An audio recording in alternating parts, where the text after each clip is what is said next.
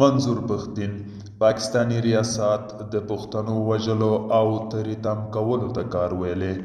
سلام، وخت مو بخیر. پام وکړئ د نن ورځې تازه خبر ته.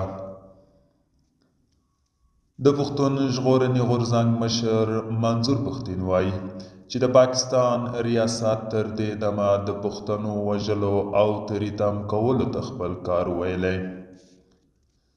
ښاغلي پښتين قامي لوی جرګې کې ویلي، زموږ لاسته د رارسېدلو راپورونو له مخې 7584 پښتنو مرموزه وژنه، د 7538 معذوره کېدل او 6700 پښتانه تریتم شوي دي.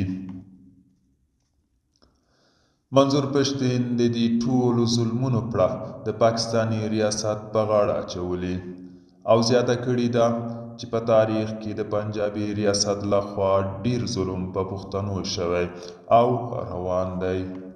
دوستانو، دا و د نن ورځې چمتو کلی خبر. تر بیا هم په الله سپارم. ښې چارې